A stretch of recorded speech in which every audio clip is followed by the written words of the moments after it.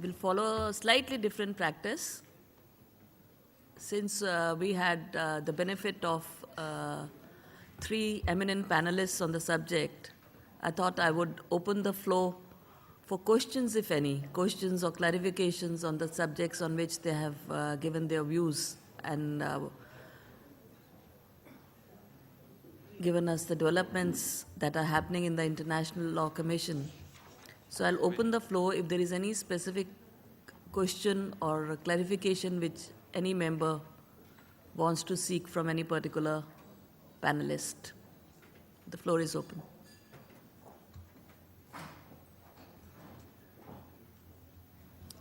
Iran, please.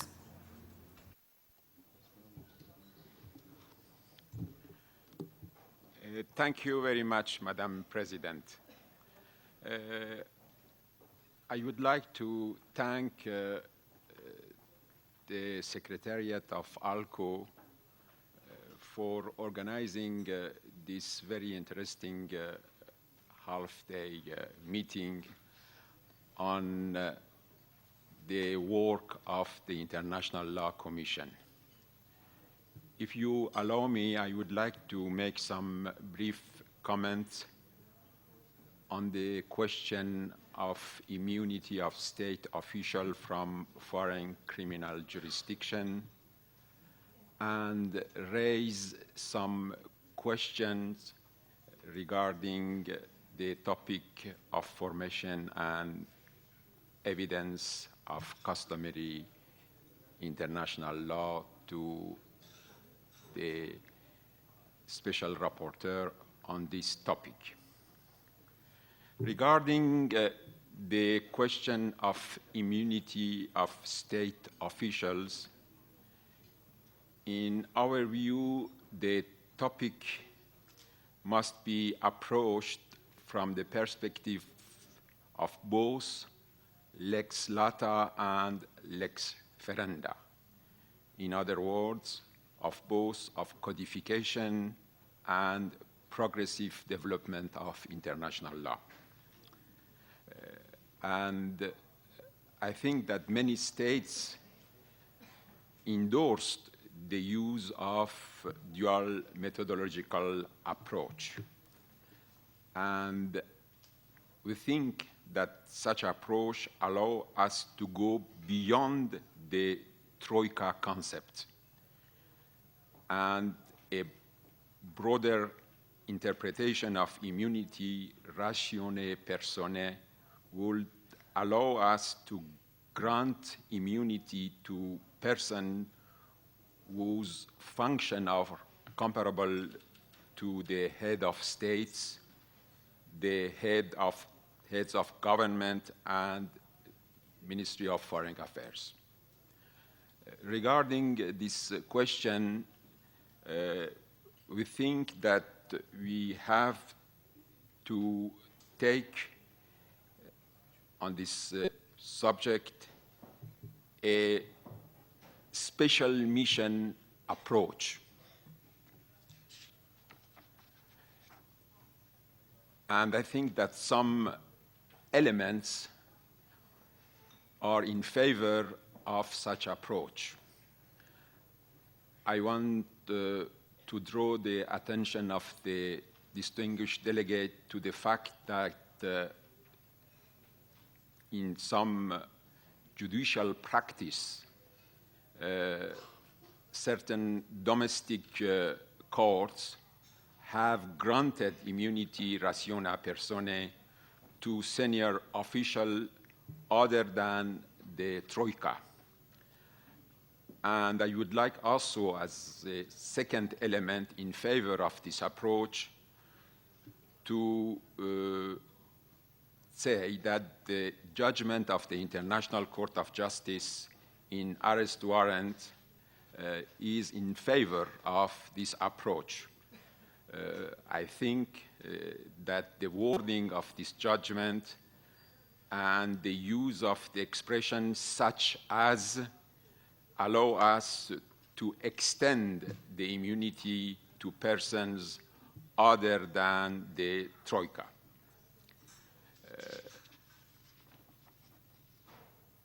it goes without saying that this immunity rationa personae is temporary in nature and is contingent on term of office of the person who enjoys such immunity.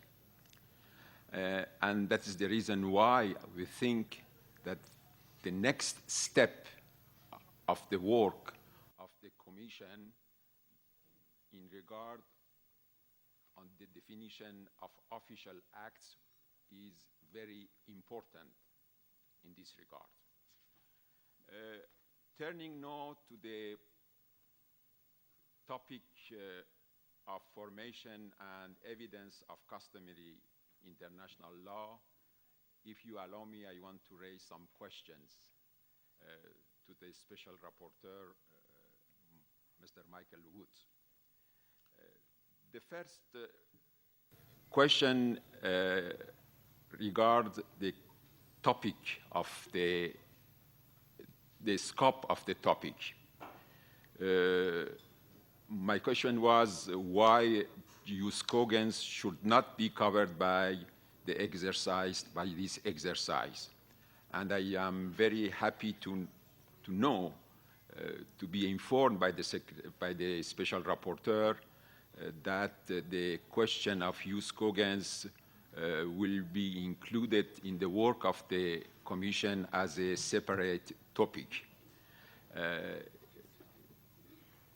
use cogens is not anymore an empty box, and the International Court of Justice in its judgment regarding the difference between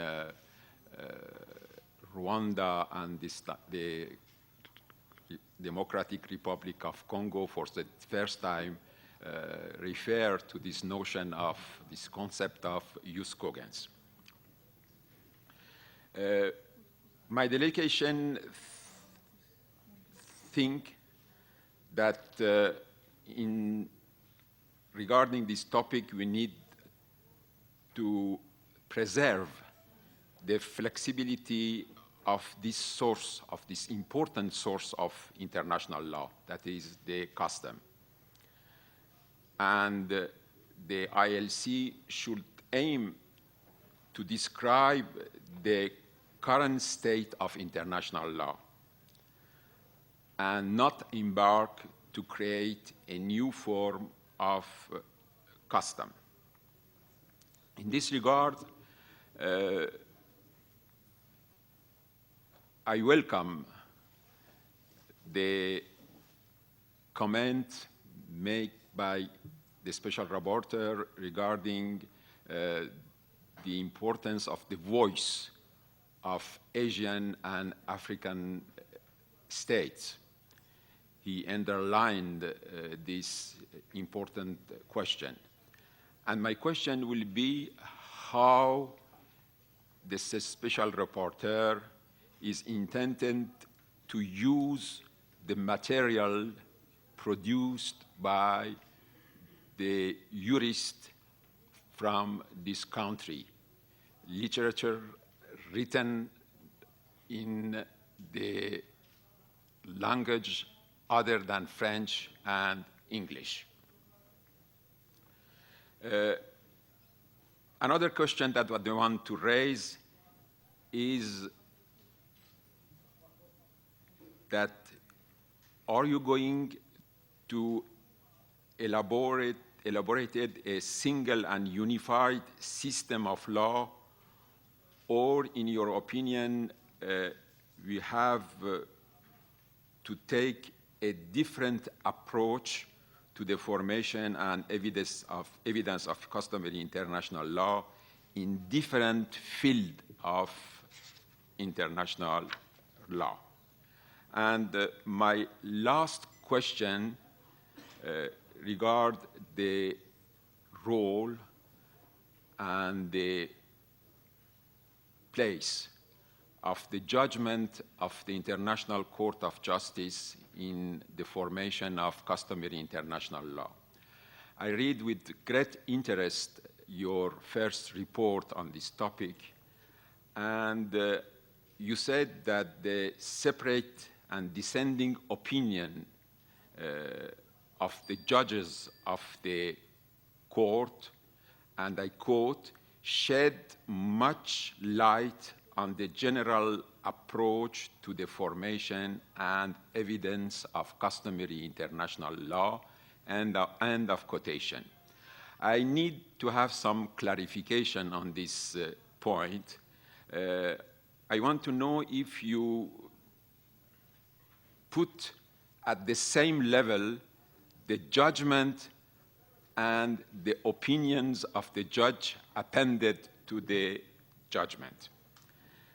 I think that I can stop here, and I thank you very much for your very lucid and complete report on the work of the International Law Commission. Thank you. Thank you, Iran, for your comments and your questions. I think Sir Michael would like to answer your questions now. You have the floor, sir. Thank you, Madam President, and many thanks to Professor Mumtaz for his very pertinent questions, as always.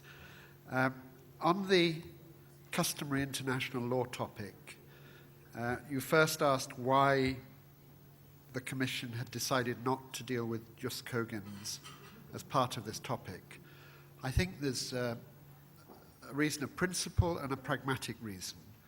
I think the reason of principle is that it really is a distinct issue.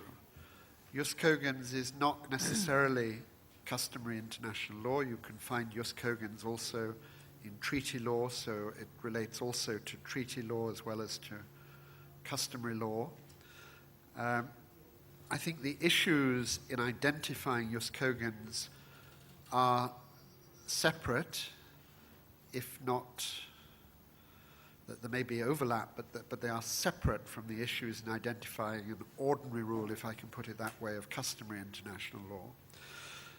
But the real reason, my chief reason for recommending that we not deal with it was pragmatic. I think it's already a very challenging subject to take up, the formation of customary international law, and to add to it this huge, whole new dimension of Jus Cogens, with all its complexities, all its political difficulties, would perhaps overload the system, as it were. So I was very pleased when one of our colleagues on the Commission made a proposal to treat separately the question of Jus Cogens as a separate topic.